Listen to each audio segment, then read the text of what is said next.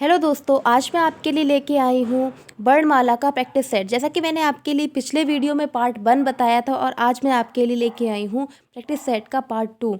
जैसा कि मैंने आपके लिए उस वीडियो में 20 क्वेश्चन बताए थे, जिसमें से 20वां क्वेश्चन में थोड़ी मिस्टेक हो गई है, तो मैं आपके लिए फिर से बता देती हूँ। क्वेश्चन दिया है कि महाप्राण वर्ण नहीं है, तो महाप्राण मैंने आपको बताए थे 2 और 4 होते हैं। ठीक है, 2 4 होते हैं और शा शा शा हा होते हैं, मतलब ऊष्मीय व्यंजन होते हैं। ठीक है, ऊष्मीय व्यंजन होते हैं। तो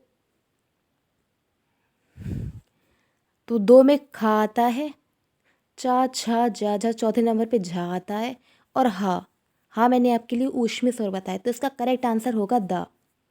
क्वेश्चन नंबर 21 देखते हैं। छा ध्वनि किसके अंतर्गत आती है? तो छा ध्वनि है वो संयुक्त वर्ण के अंतर्गत आती है। क्यों?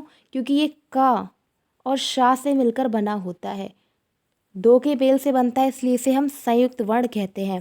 ठीक है, नेक्स्ट क्वेश्चन है श्रा। श्रा वर्ण किस से मिलकर बनता है? तो श्रा शा और रा से मिलकर बनता है। नेक्स्ट क्वेश्चन नंबर 23, अघोष वर्ण है। आपके लिए मैंने अघोष और सघोष बताए थे। अघोष वो होते हैं, 1 और 2 को हम अघोष कहते हैं, और सा शा और शा इनको हम क्या कहते हैं? इनको हम अघोष कहते हैं। तो इसका करेक्ट आंसर होगा जा। क्यों? चा छा जा, देखो चा छा और जा, तो 1 2 3 ये तीसरे नंबर पे आ रहा है, जबकि ये होता है 1 और 2। ठीक, इसका करेक्ट आंसर हो गया जा। क्वेश्चन नंबर 24 देखते हैं। निम्न में से नासिक के व्यंजन कौन सा है? तो नासिक के व्यंजन इया है। ठीक है, इसका करेक्ट आंसर हो गया इया। अर्धस्वर किन व्यंजनों से बोला जाता है? तो मैंने आपके लिए अर्धस्वर बताए थे जो व्यंजन में थे। तो या और बा को हम अर्धस्वर कहते हैं, या वा को हम अंतस्थ व्यंजन भी कहते हैं, अंतस्थ व्यंजन भी कहते हैं। ठीक है, क्वेश्चन नंबर 26 देखते हैं। ओ किन 2 शब्दों से मिलकर बना है? तो ओ आ और ठा ऊ से मिलकर बना है। नेक्स्ट क्वेश्चन नंबर 27 देखते हैं। अर्थ उच्चारण के आधार पर व्यंजनों की संख्या। अर्थ उच्चारण के आधार पर व्यंजन 33 होते हैं। ठीक, वैसे 25 होते हैं, सबको मिलाकर ये 33 होते हैं। ठीक है, क्वेश्चन नंबर 28 देखते हैं। का ग ज फा वर्ण किसके हैं? तो ये अरबी और फारसी से आए हुए हैं। ठीक है, ये अरबी और फारसी के हैं। जा वो वाला है, इसमें फा और जा नुक्ता वाला होता है, नीचे यहाँ पे बिंदी लगी होती है। ठीक है, तो ये अरबी फारसी से आए हुए हैं। क्वेश्चन नंबर 29 देखते हैं। हिंदी वर्णमाला में स्वरों की संख्या होती है? तो हिंदी वर्णमाला में स्वर की संख्या 11 होती है। नेक्स्ट क्वेश्चन नंबर 30 देखते हैं। किस शब्द में द्वित व्यंजन है? तो द्वित व्यंजन दिल्ली में है। ठीक है, नेक्स्ट क्वेश्चन नंबर देखते हैं 31 लुंकित वर्ण है। मैंने आपके लिए वर्णमाला की वीडियो में बताया था कि लुंकित वर्ण क्या होते हैं। तो लुंकित वर्ण रा है। ठीक है, पार्श्विक ला होता है। कौन सा? पार्श्विक भी बहुत बार पूछा जाता है कि पार्श्विक वर्ण क्या होता है, तो ये ला होता है, और लुंकित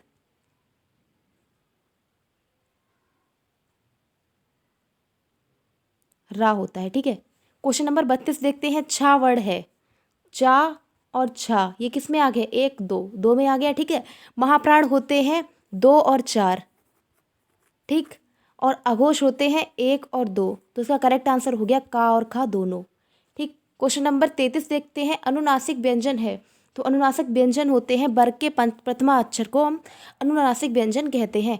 क्वेश्चन नंबर 34, आ हा वर्ण कहलाते हैं? तो ये कंठ वर्ण कहलाते हैं। मैंने आपके लिए लास्ट में टेबल बताई थी वर्णमाला में, तो आप उसको देख लीजिए, आपको समझ में आ जाएगा। हा वर्ण का उच्चारण स्थान है, तो हा कंठ का उच्चारण है। क्वेश्चन नंबर 36 देखते हैं।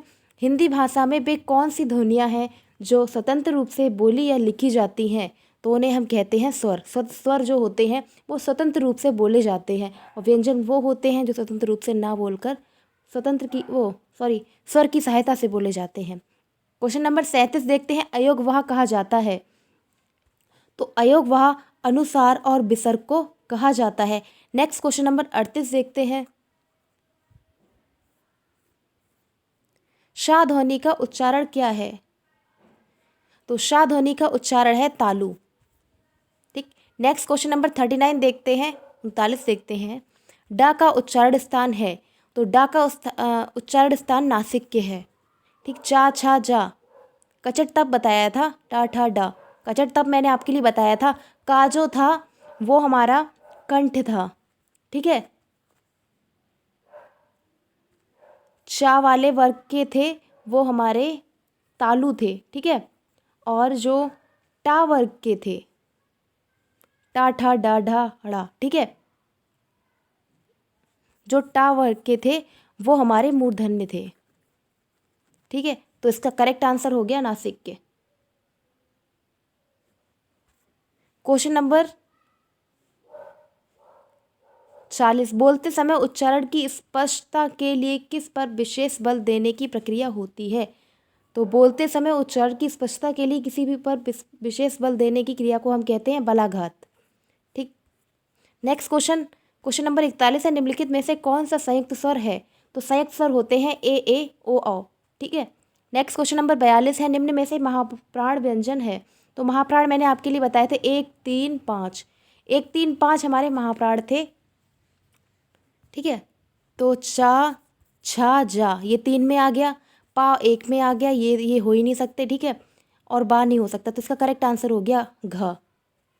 क्वेश्चन नंबर 43 देखते हैं, कौन सा वर्ण नहीं है? तो घा वाला, ये वर्ण नहीं है। ठीक है, क्वेश्चन नंबर 44 देखते हैं, कौन सा जोड़ा अंतस्थ व्यंजन नहीं है?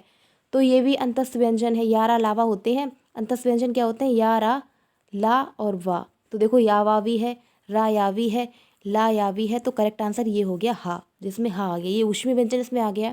क्वेश्चन नंबर 45 देखते हैं, कौन सा व्यंजन नासिक के नहीं है? नासिक के, तो भा जो है वो नासिक के नहीं होता है। ठीक है, क्वेश्चन नंबर 46 देखते हैं, कौन सा कंठ वर्ग का जोड़ा नहीं है, जो कंठ से नहीं बोले जाते हैं? ठीक है, तो कंठ वाले मैंने आपके बताए थे क ख ग घ और अड़ा। ठीक है, तो ये हो जाएगा जा वाले नहीं होते, चा छा जा, तो ये कौन से हो गए? ये तालव्य हो गए। ठीक है, नेक्स्ट क्वेश्चन नंबर 47 देखते हैं, कौन सा ह्रस्व स्वर का जोड़ा नहीं है? तो ह्रस्व स्वर कौन कौन से थे? छोटा आ, छोटी ई, छोटू ऊ, री। ठीक है, ये 4 थे हमारे ह्रस्व स्वर, तो इसमें से ए ओ यही नहीं है, करेक्ट आंसर हो गया इसका ए। क्वेश्चन नंबर 48 देखते हैं, ह्रस्व स्वरों की संख्या होती है। तो ह्रस्व स्वरों की संख्या होती है आ, ई, ऊ और री, तो इसकी संख्या हो गई 4। क्वेश्चन नंबर 39 देखते हैं, कौन सा अघोष वर्ण का जोड़ा नहीं है? अघोष और सघोष मैंने आपको बताया था, अघोष होते हैं 1 और 2। ठीक है, टा ठा, ठीक है, ये भी ह्रस्व स्वर है। छा छा ये भी ह्रस्व स्वर है। पा और था ये भी ह्रस्व स्वर है। तो दा सा, दा और जा, ता था दा द। हाँ, ठीक है, क्वेश्चन नंबर 50 देखते हैं, कौन सा जोड़ा अर्धस्वर है? तो अर्धस्वर मैंने ये बताया था। ठीक है, अर्धस्वर क्या थे? या, वा, ला और रा। ठीक है, तो ये थे हमारे ह्रस्व स्वर। तो ये थे क्वेश्चन 50 तक। 20 क्वेश्चन मैंने आपके लिए पहले कराए थे और 30 क्वेश्चन अभी कराए हैं। तो ये थी वर्णमाला का प्रैक्टिस सेट। अगर आपको मेरा प्रैक्टिस सेट अच्छा लगा हो तो इसको लाइक करें, सब्सक्राइब करें और शेयर करें। Thank you.